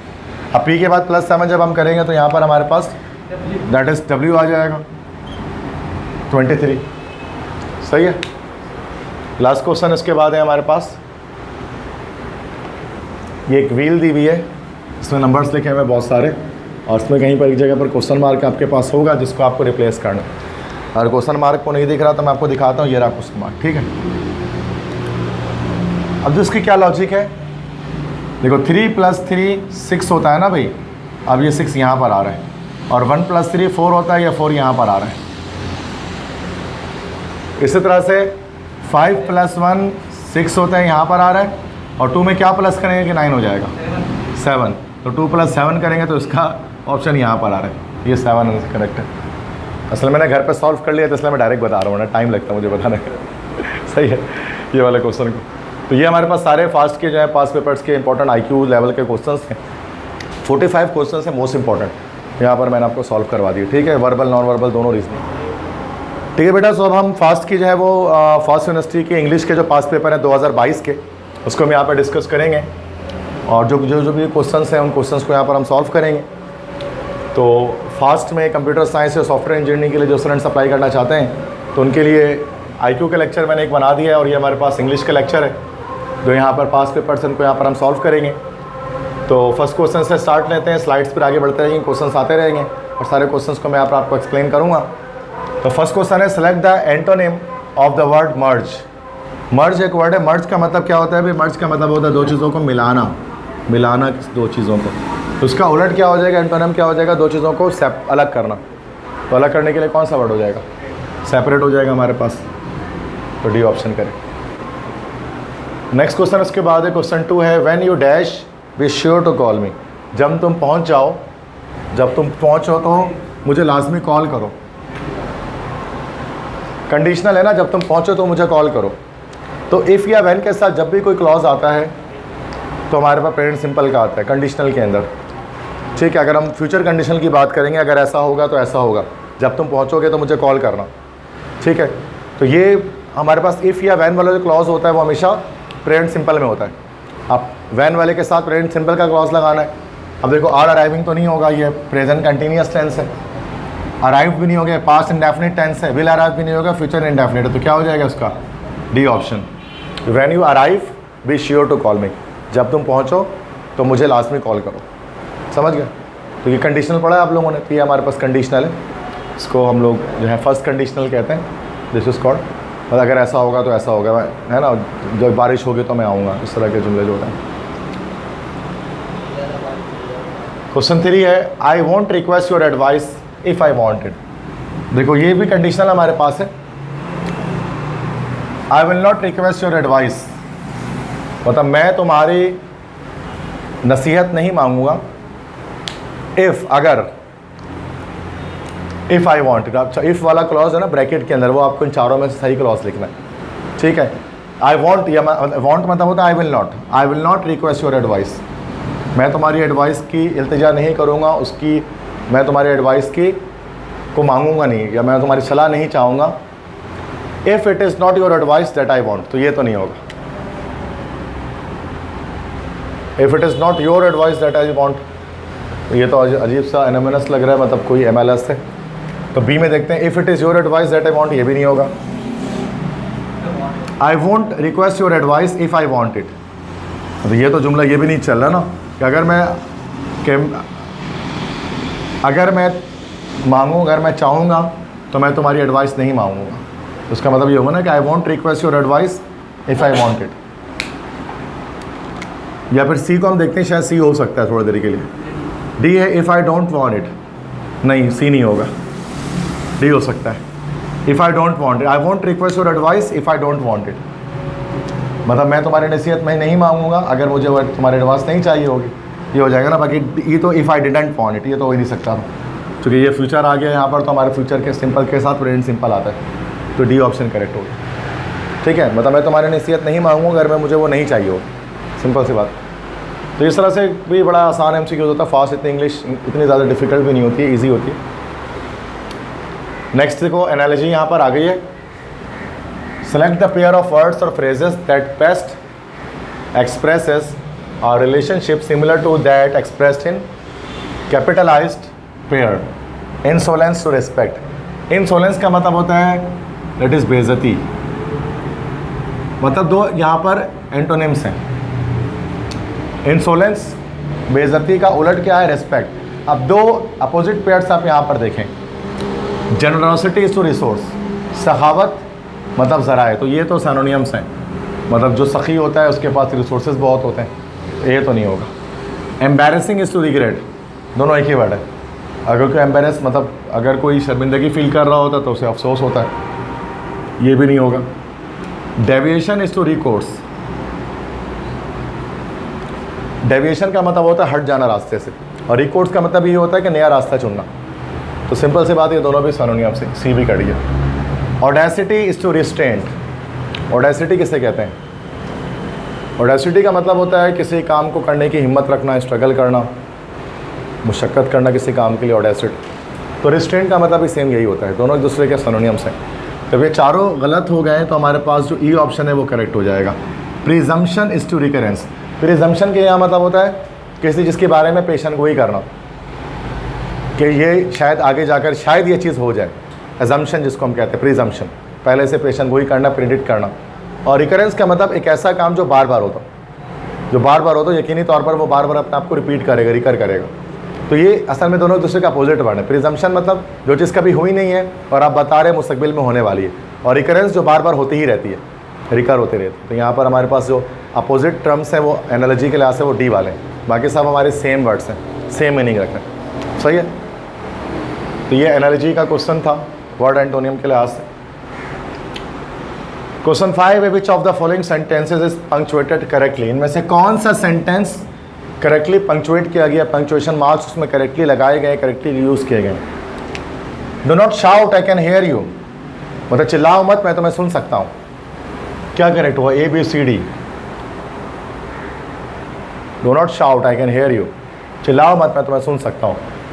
एक इसमें सेमी कॉलन लगा हुआ है, यहाँ पर डैश लगा हुआ है, यहाँ पर फुल स्टॉप लगा हुआ है, यहाँ पर कॉमा लगा हुआ है। यस, डी ही है। डो नॉट शाउट, देखो कॉमा जो है ना, दिस इज कॉमा, कॉमा जो हम यूज़ करते हैं वो for a short pause, for a short pause, एक छोटे से वक्फे के लिए, एक छोटे से पॉज के लिए बेटा हम लोग क्या करते हैं, कॉमा यूज़ करते हैं। Do not shout I can hear you, चिल्लाओ मत मैं तुम्हें सुन सकता हूँ। तो चिल्लाओ मत के बाद हम रुकते हैं ना थोड़ी देर के लिए, मतलब तो उसके बाद आई कैन हेयर यू, मैं तुम्हें सुन सकता हूँ, कॉमा ज़रूरी होते हैं। ठीक है, जैसे क्या ना उर्दू में अगर उर्दू में हम लिख लेते हैं लाइक इस तरह से कि उठो मत बैठो,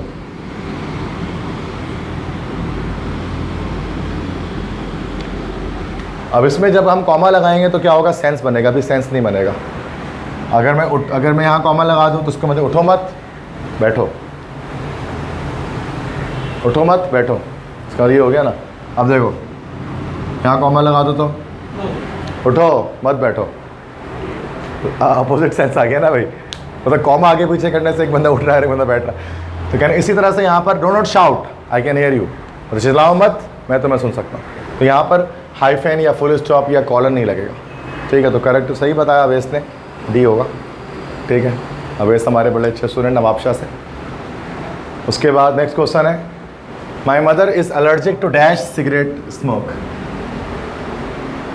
मेरी मदर है वो एलर्जिक हैं सिगरेट स्मोक से, मतलब सिगरेट के धुएं से उन्हें एलर्जी हो जाती है। आर्टिकल लगाना है, ए एन दा, नो आर्टिकल, क्या लगेगा इसके अंदर आर्टिकल?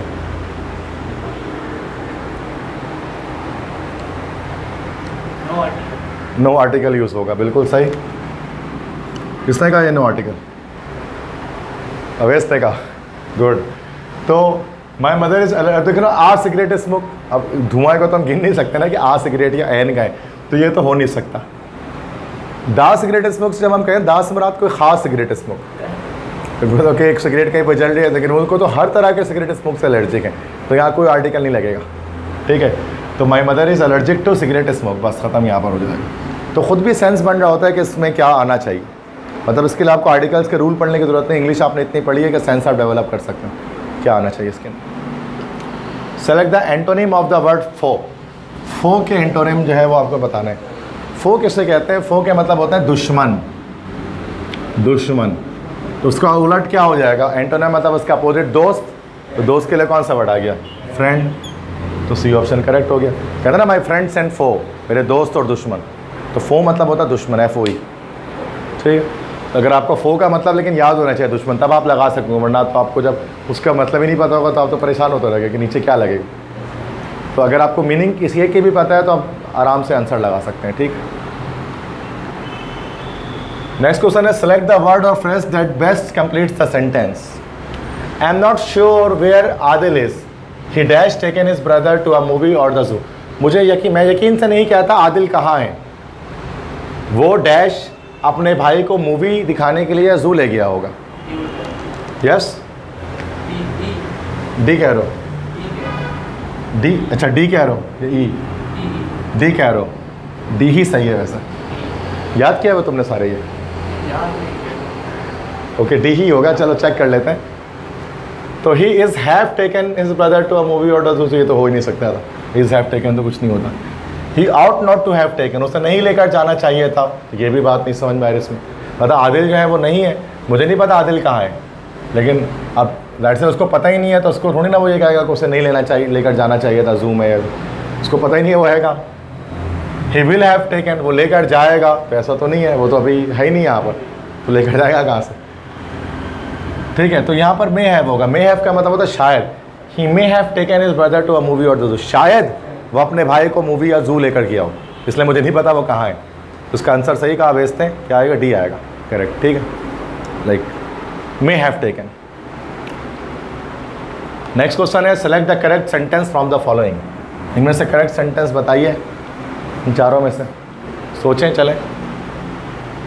तो फर्स्ट है the earth's constant bombardment by cosmic rays, तो ये तो नहीं होगा। Bombarded constantly the earth by, ये भी आगे पीछे जम्बल्ड हुआ हुआ है सेंटेंस, वन ऑफ दिस हटा देते हैं अभी। The earth is constantly bombarded by cosmic rays, मतलब ज़मीन पर लगातार जो है वो बम्बारी होती है कॉस्मिक रेस की, कॉस्मिक शुआओं की, डी हो सकता है। Bombarding the earth constantly by cosmic rays, ये भी नहीं। तो जो पैटर्न के लिहाज से, अरेंजमेंट के लिहाज से करेक्ट सेंटेंस है वो आप लोगों ने सही बताया, डी है कि the earth is constantly bombarded by cosmic rays. Next है insulation was fitted to dash further heat loss from the building. Insulation को, इंसुलेशन मतलब जब की जाती है तो क्या होता है, हीट बाहर नहीं आती है। Insulation was fitted to dash further heat loss from the building. चूँकि अमेरिका वगैरह में जहाँ ठंड बहुत ज़्यादा होती है वहाँ पर इंसुलेशन करते हैं वुड वगैरह से, लकड़ियों से, ताकि हीट जो है ना वो अंदर ही रहे। जैसे हम लोग तो कोशिश करते हैं हीट बाहर जाए, गर्मी बहुत होती है ना कराची में, लेकिन अमेरिका कनाडा में कोशिश करते हैं हीट को अंदर रखने की, क्योंकि ठंडक बाहर बहुत होती है। तो क्या हो गया यहाँ पर, इंसुलेशन को फिट किया गया ताकि dash further heat loss from the building, to save further heat loss, protect, prevent, prevent होगा ना, सी प्रिवेंट का मतलब रोकना, ताकि रोका जा सके फर्दर हीट लॉस को बिल्डिंग से, वरना तो वो हीट लॉस होती रहेगी। सेफ मतलब तो होता है बचाना, ठीक है, तो प्रोटेक्ट होता है मतलब रोक देना, ठीक है, प्रिवेंट कर देना। नेक्स्ट है select the word or phrase that best completes the sentence. तो वर्ड यूज़ करना है, सेंटेंस कंप्लीशन है ये। The business has lost a lot of orders recently and is going through a dash time. Business ने, जो भी कारोबार है, वो भी हमने बहुत सारे ऑर्डर्स हमने खो दिए हैं, इसी वजह से डैश टाइम से गुजर रहा है बिजनेस हमारा। Thick, acute, thin, slender, poor. Yes,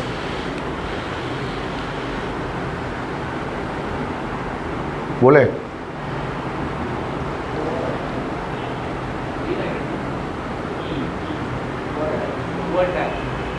yes, हाँ, क्या चीज़, poor, thick, acute, thin, slender and that's poor. So slender, poor time, poor time नहीं हो सकता, वक्त तो कभी गरीब नहीं होता ना भाई, इंसान गरीब होता है, वक्त थोड़ी ना गरीब होता है कि वो गरीब वक्त से गुजर। स्लेंडर नहीं, स्लेंडर का मतलब होता है कि पतला दुबला शख्स, स्लेंडर, थिन, नरम नाजुक, स्लेंडर का मतलब ये होता है। एक्यूट हो सकता है, acute is the correct answer. Acute time से मुराद होता है कि मतलब एक बुरा वक्त, एक्यूट टाइम से गुजर रहा है मतलब एक बुरे वक्त से हम जो है वो गुजर रहे हैं, इस हिसाब, ठीक है। नेक्स्ट क्वेश्चन है, क्वेश्चन नंबर 12 है, एंथुजियास्टिक इज टू ब्लेजी। ब्लेजी या ब्लाजी, ये हमारे पास एक फ्रेंच वर्ड है, ई के ऊपर कट है। एंथुजियास्टिक, एंथुजियास्टिक का मतलब होता है जोशीला, जोशीला। और जो ब्लाजी होगा वो इनडिफरेंट होगा, मतलब बेजोश के, जिसमें जोश ना हो, दैट इज कॉल्ड ब्लाजी। मतलब दो वर्ड एंटोनियम एक दूसरे के। अपराइट, अपराइट का मतलब होता है ईमानदार, ऑनेस्ट। अब इसका एंटोनियम यहाँ पर आपको लिखना है, इसकी ज़िद लिखनी है। मतलब एंथुजियास्टिक और ब्लाजी एक दूसरे के एंटोनियम्स हैं, जोशीला और बिना जोश का। तो ईमानदार की एंटोनियम यहाँ पर क्या आ जाएगी? Prone, unlikely, deplore, passionate. इसका हो जाएगा हमारे पास प्रोन। तो अपराइट का होगा प्रोन। अपराइट मतलब जो सीधा हो, सीधा इंसान, और प्रोन मतलब हो तो टेढ़ा, जो टेढ़ा इंसान हो वो प्रोन है। टेढ़ा है ना, कोई इंसान बहुत सीधे होता है, कुछ बड़ा टेढ़े इंसान होता है, तो टेढ़े मतलब प्रोन है। प्रोन मतलब ये होता है झुका हुआ, टेढ़ा, दैट इज। ठीक है, तो इसका एंटोनियम ये हमारा हो गया। अपराइट का प्रोन हो गया, उसको याद कर लें, मुश्किल है ये। नेक्स्ट है क्वेश्चन 13 है, if you want to be a teacher you have to be very dash. If someone does not understand something you have spend time helping them get it. Yes, बिल्कुल। अगर आप एक टीचर हो तो आपको patient होना चाहिए। पेशेंट मतलब मरीज़ नहीं, मतलब पेशेंट मतलब आपको साबिर होना चाहिए, सब्र करने वाला होना चाहिए। कि अगर कोई एक सवाल, अगर कोई किसी को कुछ चीज़ समझ में नहीं आती है तो आप अपना वक्त लगाकर उसको वो समझाएं, वक्त दें, टाइम दें। तो जितने भी टीचर हैं उनको पेशेंट होना चाहिए, मतलब मरीज़ नहीं होना चाहिए, साबिर होना चाहिए। पेशेंट ही बन जाएगा टीचर तो पढ़ाएगा कैसे? मतलब वो वाला पेशेंट, दूसरा पेशेंट है। फिर से सेंटेंस कंप्लीशन है, I dash all my work and now I am completely free until Monday. तो यहाँ पर कम्प्लीटली फ्री आ जाएगा, कम्प्लीटली फ्री। ठीक है, मैंने अपना सारा काम मुकम्मल कर लिया है और अब मैं मंडे तक बिल्कुल फ्री हूँ। मैं अपना काम मुकम्मल कर चुका हूँ, मतलब ये हमारे प्रेजेंट परफेक्ट टेंस से क्या आएगा? डी आएगा। यस, आई हैव डन, मतलब कंप्लीट हो गया ना काम। तो मैं I have done all my work, अपना सारा काम कर चुका और अब मंडे तक मैं फ्री हूँ। ठीक है, मसला इजी है ना? ये तो प्रेजेंट परफेक्ट टेंस आ गया इसके अंदर, दैट सिंपल। एस्ट्यूट का हमारे पास यहाँ पर जो है वो एंटोनिम ढूंढना है। एस्ट्यूट का मतलब होता है तेज़, तेज़ तरार। तो तेज़ शख्स हो अगर, उसको एस्ट्यूट कहते हैं, तो उसका उल्टा हो जाएगा स्लो। अब ये उस वक्त आपको ये उर्दू में लिखा हुआ नहीं होगा यहाँ पर तेज़, ये आपको पता होना चाहिए, कि वरना तो अगर उर्दू बता दे तो बच्चा फ़ौरन से स्लो लगा देगा इसका, कि तेज़ का आहिस्ता हो गया। But you need to know कि एस्ट्यूट का मतलब होता है कोई तेज़ तरार शख्स, चालाक शख्स, ज़हीन शख्स, शातिर इंसान, कोई चालाक इंसान, उसको कहते हैं astute. Select the correctly punctuated sentence, मतलब करेक्ट पंक्चुएशन इनमें से किसमें है? देखो यहाँ पर the journalist wrote that the movie was based on real facts. Wrote के साथ दैट आ गया, मतलब इनडायरेक्ट स्पीच है। जर्नलिस्ट ने लिखा कि मूवी बेस करते थे रियल फैक्ट्स पर, तो वो कुछ बोल नहीं रहा है, तो ये इनडायरेक्ट स्पीच की बात की जा रही है। तो इनडायरेक्ट में कॉमा इन्वर्ट कॉमा आते ही नहीं है, तो ना बी होगा ना सी होगा, बल्कि यहाँ पर ए होगा। कोई पंक्चुएशन मार्क नहीं लगेगा, बस लास्ट में फुल स्टॉप लगेगी। हाँ, अगर ये डायरेक्ट स्पीच में बात की जा रही है तो फिर कॉमा इन्वर्ट कॉमा आता, दैट नहीं आता फिर वहाँ पर। ठीक है, that's why A is the correct answer. Next है एनालॉजी है, dash is to future, historian is to past. जो हिस्टोरियन होता है, मौर्रिख होता है, तारीख दान होता है, वो पास्ट की बात, माजी की बातें बताता है। हिस्टोरियन जो होता है ना बेटा, मौर्रिख, तारीख दान, वो क्या करता है? माजी की बातें, पास्ट की बातें बताता है। और मुस्तकबिल की बातें कौन बताता है? मुस्तकबिल की बातें, आने वाले वक्त की बातें, कल क्या होने वाला है, ये कौन बताएगा? Date, book, journal, seer. Seer, seer का मतलब होता है लाइक नजूमी। क्या होगा आंसर? डी हो जाएगा, सीयर हो जाएगा। तो नजूमी जो सी करता है, जो देखता है आने वाले वक्त को, प्रिडिक्शन करता है, पेशन गोई करता है कि आगे ये होने वाला है, तो डी हो जाएगा ना। कि हिस्टोरियन माजी की बातें बताता है और जो नजूमी है वो मुस्तकबिल की बातें बताता है। तो ये एनालॉजी यहाँ पर इस तरह से आ रही। नेक्स्ट का क्वेश्चन 18 है, select the correct sentence from the following. अब ये आप करेक्ट सेंटेंस, तो यहाँ अगर हम देखेंगे सेलेक्ट द करेक्ट सेंटेंस, तो नन ऑफ दिस तो हटा दें। Reinforce concrete is concrete that is strengthen by metal bars in it that are embedded. ये तो बी तो है नहीं, तो यहाँ पर आकर बड़ा ये कन्फ्यूजन कर मजा दे रहे हैं इसके अंदर, मतलब सही सेंटेंस बोलने में भी नहीं लगेगा आपको ये। सी है, reinforce concrete is concrete that is strengthen by metal bars are that in, ये सी भी नहीं है। Reinforced concrete is concrete that is strengthened by metal parts that are embedded in it. D हो सकता है. Reinforced concrete is concrete that is strengthened by metal parts embedded that are in it. नहीं, D option ही correct है. यहाँ पर simple है ना कि reinforced concrete is concrete that is strengthened by metal parts that are embedded in it. मतलब जो RCC का जो घर बनाते हैं, ये तो वो कंक्रीट होती है जिसको मजबूत किया जाता है सरिया लगा के, मेटल बार लगा कर, उसमें एम्बेड करके ना. तो आप सरिया देखा होता है लगा होता है, उसके बाद उसमें एक सीमेंट आती है, तो वो मजबूती आ जाती है फिर बिल्डिंग वगैरह बनाने के लिए, स्ट्रेंथन हो जाता है उसको. तो RCC कहता है ना, रीइंफोर्स्ड कंक्रीट सीलिंग, RCC. तो ये जो छत है इसको RCC इसलिए कहा जाता है ना, क्योंकि रीइंफोर्स्ड फिर कंक्रीट सीलिंग है ये, दैट्स वाई शॉर्ट में बोलते हैं RCC लोग इसको. नेक्स्ट है बेटा, the old man brought dash a reconciliation between two brothers. कि एक जो बूढ़ा आदमी है वो एक रिकॉन्सिलिएशन मतलब मुफाहमत, दोस्ती, वो दो भाइयों के बीच में वो लेकर आया, मतलब उसने वो कायम कर दिया. फ्रेजल वर्ब है, ब्राउट के साथ क्या आ जाएगा? तो ब्रिंग इन का मतलब तो कोई सामान, कोई चीज़ लेकर आना, अंदर लेकर चले आना, ब्रिंग इन. जैसे the boy bring in mobile phone in the class, तो ये तो ब्रिंग इन तो नहीं होगा. ब्रिंग ऑफ कुछ नहीं होता, ब्रिंग थ्रो भी कुछ नहीं होता, तो ये होगा हमारा ब्रिंग अबाउट. ब्रिंग अबाउट का मतलब होता है किसी चीज़ को सामने लाना, किसी चीज़ को एक्सपोज करना. तो वो आदमी लेकर आया एक रिकॉन्सिलेशन, दो भाइयों के बीच में वो सामने लाया एक मुफाहमत का रास्ता. तो ब्रिंग अबाउट, तो उसको ब्रिंग अबाउट कहते हैं. सेकंड फॉर्म इसकी होगी ब्राउट अबाउट. ब्रिंग की सेकंड फॉर्म होती है brought, that's. Hegel most nearly means, Hegel का क्या मतलब होता है? कहते हैं ना, the fair is Hegel between passenger and the driver, that's bargain. Hegel करना मीन्स बार्गेन करना. I am haggling with the shopkeeper, मैं दुकानदार से बार्गेन कर रहा हूँ, है ना, मोल वो दाम जो लगाते हैं कम ज़्यादा करते हैं. नेक्स्ट क्वेश्चन 21 है, select the word or phrase that best complete sentence. Psychology dash a fun course. Psychology dash a fun course. Psychology एक फ़न कोर्स है. क्या आ जाएगा? सिंपल सी बात, ईज आएगा. ये बड़ा आसान है, बाकी तो आपको लगेगा ही नहीं आने वाला कि साइकोलॉजी जो है वो एक फ़न कोर्स है, एक अच्छा कोर्स है. नफ्सियात को हम कहते हैं ना साइकोलॉजी. एफोरिज्म का सैनोनियम क्या होगा? एफोरिज्म के मतलब होते हैं कोई दानाई की बात, अक्लमंदी की बात. This is called aphorism. ठीक है, तो अब आप बताएं ज़रा कि एफोरिज्म का सैनोनियम हमारे पास क्या होगा? इस जैसा एक और वर्ड. इन चारों में से अक्लमंदी के बाद क्या होते हैं? Prodigal, prone, activism, wither, proverb. दानाई की छोटी सी बात, अक्लमंदी की बात, इसी को हम लोग कहावत भी कह सकते हैं ना भाई, कहावत, या हम इसको कह सकते हैं ज़रबुल मिसल, जब इसे कह सकते हैं मुहावरा.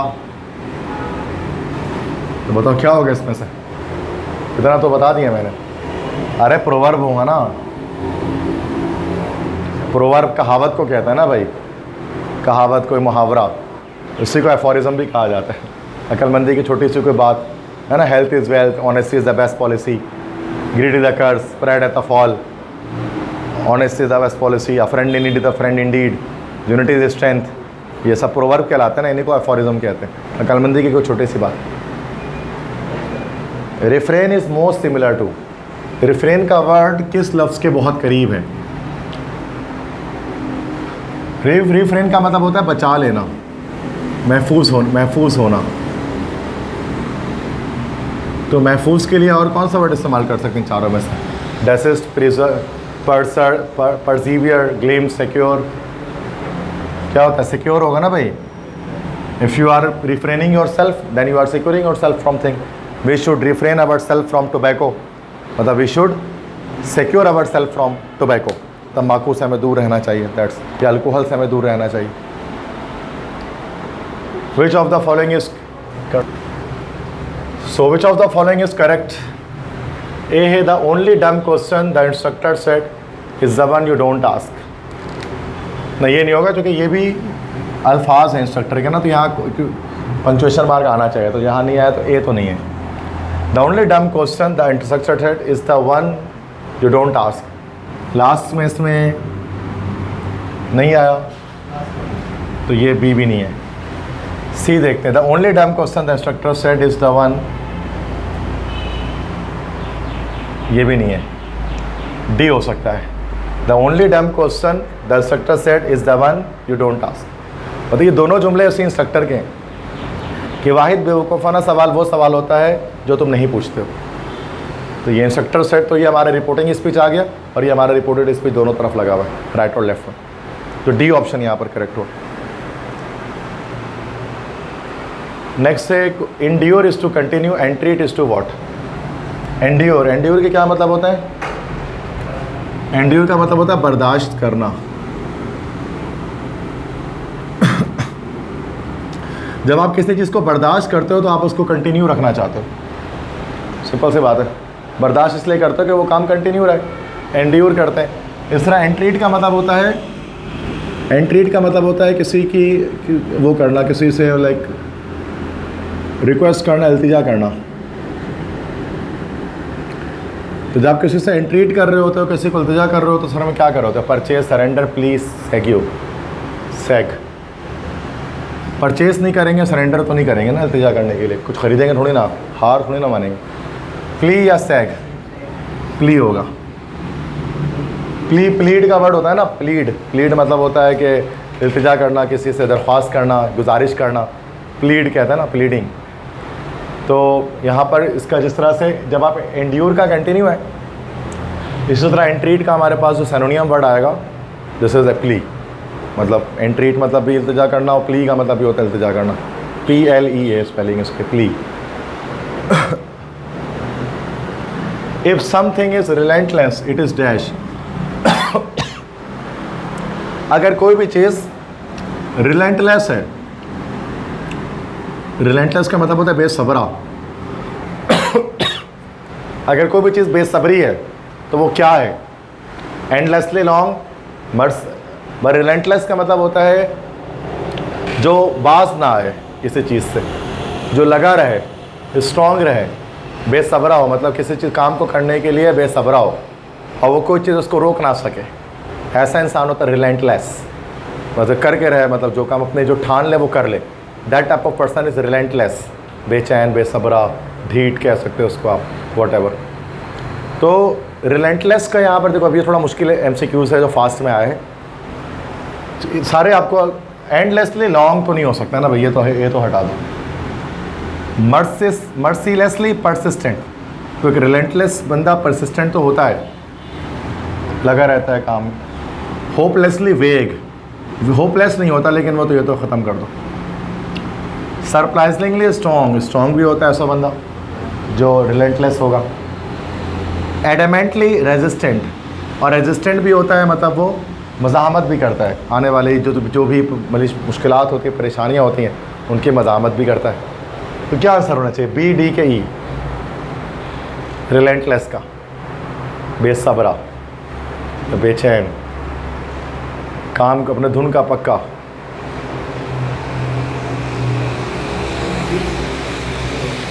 डी हटा दो, डी, हाँ ई तो ई हटा देते, ई भी नहीं होगा, रेजिस्टेंट को हटा देते हैं। अब यह परसिस्टेंट या सरप्राइजिंगली स्ट्रॉन्ग, इसका बी करेक्ट आएगा। मर्सीलेसली परसिस्टेंट, ठीक है, मतलब जो पूरी तरह से अपने ऊपर रहम ना करे बल्कि परसिस्टेंट हो, किसी को काम को करने के लिए हर तरह के दुख और चोट खा ले, अपने ऊपर रहम ना खाए और परसिस्टेंट हो, एक काम के लिए बेचैन हो, लगातार उस काम को करता जाए, तो उसका बी ऑप्शन करेक्ट। उसको याद कर लें, रिलेंटलेस का जो, अगर कोई शख्स या कोई चीज़ रिलेंटलेस है तो मतलब वो परसिस्टेंट है, ठीक है। नेक्स्ट है select the correct sentence from the following. Okay, correct sentence बताना है इसमें, नॉन ऑफ दिस को तो हटाते हैं अभी। The Baltimore and Ohio railroad to have installed the first air conditioning system for train in 1931। To have यहाँ पर नहीं आना चाहिए, ठीक है, तो बी हट गया। The Baltimore and Ohio rail road has installed the first. देखो अगर हैज़ आ गया ना, प्रेजेंट परफेक्ट टेंस हो गया, तो उसमें एयर नहीं बता सकते आप, मतलब ये बहुत पुरानी बात है, तो यह हैज़ हैव नहीं आएगा, तो प्रेजेंट परफेक्ट नहीं होगा, तो ये सी हट गया इसमें हमारे पास, ठीक है। अब आते हैं D. The Baltimore and Ohio rail road installed the first air conditioning system for train in 1931। अब देखो यहाँ पास्ट इंडेफिनिट टेंस आ गया वर्ब की सेकंड फॉर्म, बी हो सकता है, ये भी चेक कर लेते हैं। The Baltimore and Ohio railroad installing, तो यहाँ तो इंस्टॉलिंग अगर आया तो is am are was verb कुछ भी नहीं आ रहा है, इज इंस्टॉलिंग वॉज इंस्टॉलिंग, तो ये भी गलत हो गया, D option is the correct one. Has जो है आगे ना, जब हैज़ हैव आता है तो उसके साथ टाइम कभी नहीं आ सकता। प्रेजेंट परफेक्ट आपके प्रेजेंट एक्शन को शो करता है ना, रिसेंट एक्शन को, उसमें टाइम इंपॉर्टेंट नहीं होता, एक्शन इंपॉर्टेंट होता है, लेकिन पास्ट इंडेफिनिट में टाइम इंपॉर्टेंट होता है, तो वहाँ टाइम बताते हैं कि इस टाइम ये काम हुआ पास्ट में, माजी में। सही है। क्वेश्चन 28 देखें, select the correctly punctuated sentence. Some people like to get up early in the morning, others would not like to do so. कुछ लोग सुबह जल्दी उठना चाहते हैं, दूसरे नहीं चाहते। चलो ए हो सकता है, देखते हैं बी को देखते हैं। सम पीपल लाइक के बाद कॉमा की ज़रूरत नहीं थी, लाइक टू डायरेक्ट एक साथ आता है, लाइक टू एक साथ लाइक टू गेट आता है ना, तो ये बी नहीं हो सकता। Some people like to get early, ये भी नहीं हो सकता, ये पूरा एक ही सेंटेंस है, तो यही करेक्ट है। ठीक है, कॉमा आने की नीड ही नहीं थी, पॉज देने की ज़रूरत नहीं थी सेंटेंस के अंदर। ठीक है, आई थिंक ये 28 क्वेश्चन है हमारे पास बस फास्ट के, जो यहाँ पर हमने इंग्लिश के कर लिए हैं, तो नॉट वेरी डिफ़िकल्ट। एनईडी के लिहाज से लगभग आसान ही थे, उससे मुश्किल नहीं थे। एनईडी की इंग्लिश इससे ज़्यादा मुश्किल होती है। ठीक है, तो ये हमारा लेक्चर यहाँ पर कंप्लीट हो गया आज फास्ट के लिए, जो पास्ट पेपर है उसके 2022 के इंग्लिश के। ठीक है।